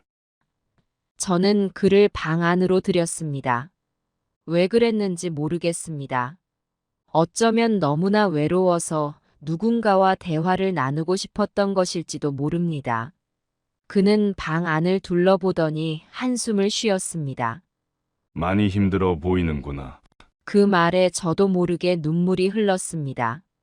그동안 혼자서 꾹꾹 눌러 담았던 감정들이 한꺼번에 터져 나왔습니다. 왜 이제 와서? 당신 때문에 내가 얼마나 고생했는데. 저는 울면서 그에게 모든 것을 털어놓았습니다. 혼자서 자식들을 키우며 겪었던 고통, 그리고 지금 자식들에게 버림받은 현실까지. 그는 묵묵히 듣고만 있었습니다. 이야기를 다 들은 후 그는 깊은 한숨을 내쉬었습니다. 미안하다. 내가 너무 늦게 찾아왔구나. 그리고 그는 주머니에서 봉투 하나를 꺼내 제게 건넸습니다. 이건 내가 줄 수 있는 작은 보상이야. 받아줘. 봉투 안에는 꽤 큰 금액의 수표가 들어 있었습니다. 저는 처음에 거절하려 했지만 그의 진심 어린 눈빛에 마음이 흔들렸습니다. 인주야. 난 너에게 용서받을 자격이 없다는 걸 알아. 하지만 이걸로 조금이나마 너의 삶이 나아졌으면 좋겠어. 그의 말에 저는 또다시 눈물을 흘렸습니다. 이번에는 분노나 슬픔의 눈물이 아니었습니다. 오랜만에 느껴보는 따뜻함, 그리고 희망의 눈물이었습니다. 그날 이후 제 삶에 작은 변화가 생기기 시작했습니다. 밀린 월세와 공과금을 낼 수 있었고, 오랫동안 미뤄왔던 병원 검진도 받을 수 있었습니다. 무엇보다 큰 변화는 제 마음속에서 일어났습니다. 전 남편의 방문은 제게 작은 희망의 씨앗을 심어주었습니다. 세상이 완전히 저를 버린 게 아니라는 것, 그리고 언젠가는 좋은 일이 있을 수 있다는 희망을 갖게 해주었습니다. 물론 자식들과의 관계는 여전히 어려웠습니다. 하지만 이제 저는 조금씩 제 삶을 되찾아가려 노력했습니다. 오랜만에 동네 공원에 나가 사람들과 대화도 나누고 작은 화분을 사서 가꾸기 시작했습니다. 그리고 무엇보다 저는 자식들을 용서하기 위해 노력했습니다. 그들도 각자의 삶에서 힘든 시간을 보내고 있을 거라고 생각하니 조금은 이해가 되기 시작했습니다. 저는 매일 아침 작은 희망을 품고 일어났습니다. 언젠가는 제 자식들과 다시 화목한 가정을 이룰 수 있을 거라는 희망을. 그리고 그때까지 저는 제 자신을 사랑하며 살아가려 했습니다. 전 남편의 방문 이후 저는 잠시나마 희망을 품었습니다. 하지만 그 희망은 오래가지 못했습니다. 나중에 알게 된 사실인데 전 남편은 재혼을 했었다네요. 그러나 그의 부인이 병으로 세상을 떠나고 30대 아들 한 명이 있다고 했어요. 그 이야기를 듣고 전 남편에 대한 실망감에 희망을 놓아버렸습니다. 거기에 자식들의 무관심은 여전했고 오히려 더 심해진 것 같았습니다. 철수에게 전화를 걸어 근황을 물었지만 그의 대답은 차갑기만 했습니다. 엄마, 제가 지금 좀 바빠요. 나중에 다시 전화드릴게요. 그 나중은 결코 오지 않았습니다. 며칠 후 다시 전화를 걸었지만 이번에는 아예 받지 않았습니다. 문자를 보내봤지만 답장은 오지 않았습니다. 민수와 민희도 마찬가지였습니다. 가끔 문자로 안부를 물어보면 잘 지내고 있다는 짧은 답변만 돌아올 뿐이었습니다. 그들의 삶에서 저는 점점 더 멀어져 가고 있었습니다. 어느 날 우연히 길에서 민희를 마주쳤습니다. 반가운 마음에 달려가 안으려 했지만 민희는 어색한 표정으로 한 걸음 물러섰습니다. 엄마, 여기서 뭐 하세요? 민희야, 반가워. 엄마가 여기 산다는 거 알잖아. 왜 안 와? 그렇죠. 저는 좀 바빠서 먼저 가볼게요. 민희는 서둘러 자리를 피했습니다. 그 모습을 보며 저는 가슴이 찢어지는 듯한 아픔을 느꼈습니다. 제 딸이, 제가 키운 그 자식이 저를 이렇게 피하다니. 집으로 돌아와 하염없이 울었습니다. 아무리 노력해도, 아무리 기다려도 자식들의 마음은 돌아오지 않는 것 같았습니다. 그렇게 몇 달이 지났습니다. 어느 날 갑자기 전 남편에게서 전화가 왔습니다. 인주야, 나 좀 만나자. 할 얘기가 있어. 그의 목소리가 평소와 달리 약해 보여 걱정되었습니다. 만나기로 한 카페에 도착했을 때 그의 모습은 제가 기억하던 것과는 많이 달랐습니다. 얼굴은 헬쑥해지고 머리는 하얗게 새어 있었습니다. 인주야, 미안해. 이런 모습으로 널 만나게 돼서. 무슨 일이야? 많이 아파 보여. 그는 깊은 한숨을 내쉬고는 이야기를 시작했습니다. 나 얼마 남지 않았어. 의사가 시간이 얼마 없대. 그 말을 듣는 순간 저는 어떤 감정을 느껴야 할지 몰랐습니다. 한때 저를 괴롭혔던 사람이지만 최근에 도움을 준 사람이기도 했습니다. 복잡한 감정이 뒤섞였습니다. 그래서 마지막으로 너한테 사과하고 싶었어. 내가 저지른 모든 잘못에 대해서. 그의 눈에서 눈물이 흘러내렸습니다. 저도 모르게 그의 손을 잡았습니다. 이제 와서. 하지만 고마워. 용기 내서 말해줘서.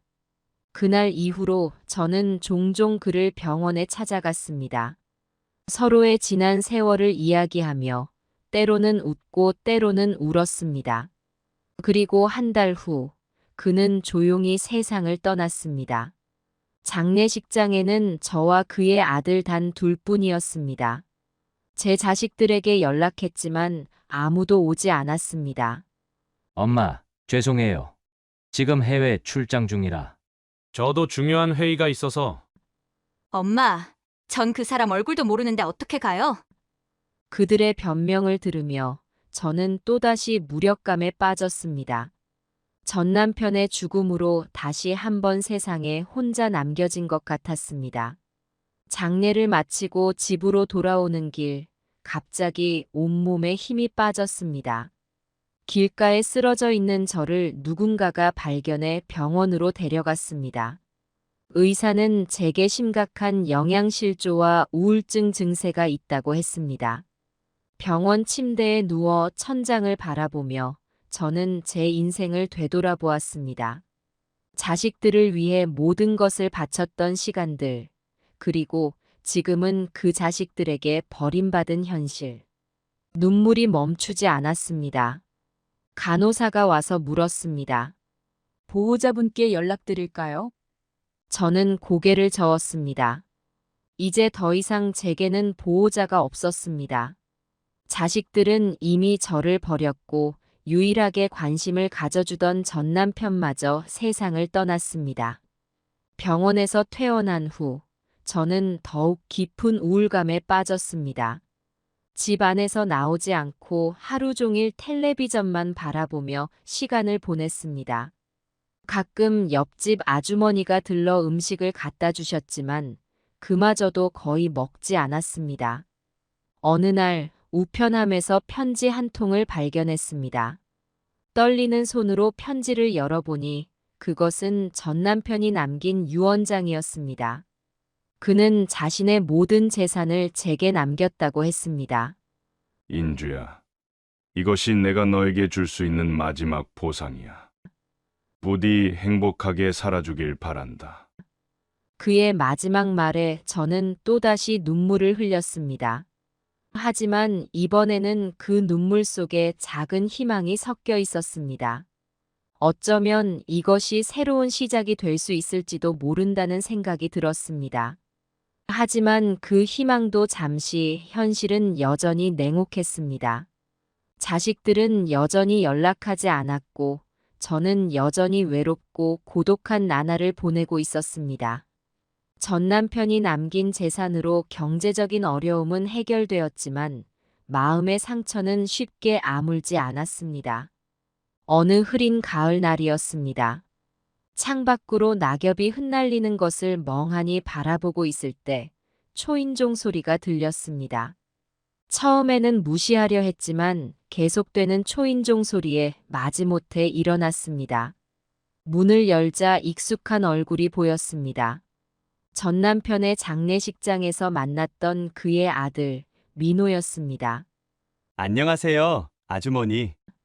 기억하시나요? 저는 정민호입니다. 기억해요. 무슨 일로 왔어요? 들어가서 이야기 나눌 수 있을까요? 망설이다가 결국 그를 집 안으로 들였습니다. 거실에 앉아 서로를 바라보며 잠시 침묵이 흘렀습니다. 아버지가 돌아가시고 나서 많이 생각했어요. 아버지가 늘 아주머니에게 미안해했다는 것도 알게 되었고요. 민호는 이어서 자신의 이야기를 들려주었습니다. 그의 어머니도 일찍 돌아가셨고 아버지마저 떠나고 나니 세상에 홀로 남겨진 것 같은 외로움을 느꼈다고 했습니다. 그러다 문득 아주머니가 계속 생각났어요. 저도 가족이 없어 외롭고 아주머니도 그러실 것 같아서요. 혹시 제가 감히 여쭤보는 건데 우리가 서로에게 가족이 되어줄 수 있을까요?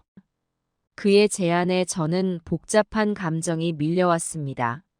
장례식 이후 처음 만난 그가 이런 제안을 하리라고는 예상하지 못했습니다. 민호 씨, 그건 좀. 서두르지 않겠습니다. 천천히 서로를 알아가면 어떨까요? 제가 자주 찾아뵙고 함께 시간을 보내면서요. 그의 진심 어린 눈빛에 저는 잠시 생각에 잠겼습니다. 전 남편의 죽음 이후 더욱 깊어진 고독감, 그리고 여전히 무관심한 제 자식들을 생각하니 민호의 제안이 조금은 위안이 되는 것 같았습니다. 그날 이후로 민호는 정말 자주 찾아왔습니다. 처음에는 어색했지만 점차 그의 방문이 기다려지기 시작했습니다. 민호는 맛있는 음식을 사오기도 하고 영화를 함께 보자고 제안하기도 했습니다. 때로는 그저 앉아서 이야기를 나누기도 했죠. 그의 존재가 제 삶에 조금씩 빛을 가져다 주는 것 같았습니다. 어느 날 민호가 제 손을 잡으며 말했습니다.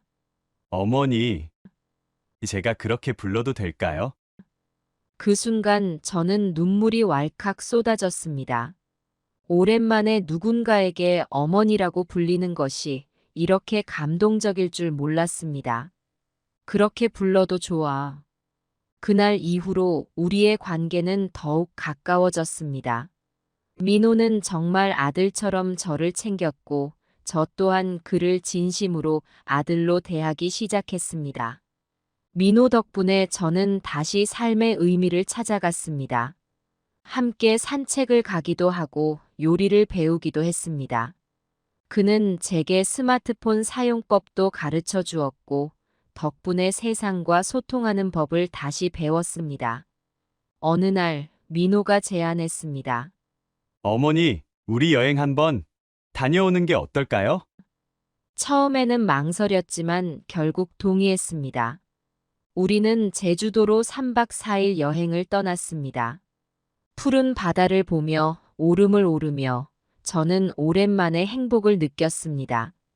여행 마지막 날 해변에 앉아 석양을 바라보며 민호가 말했습니다. 어머니, 정말 감사합니다. 저에게 가족이 되어주셔서. 그 말에 저는 깊은 감동을 느꼈습니다. 제가 오히려 더 고마워해야 할 것 같았습니다. 아니야, 민호야. 내가 더 고마워. 너가 있어 난 다시 살아갈 힘을 얻었어.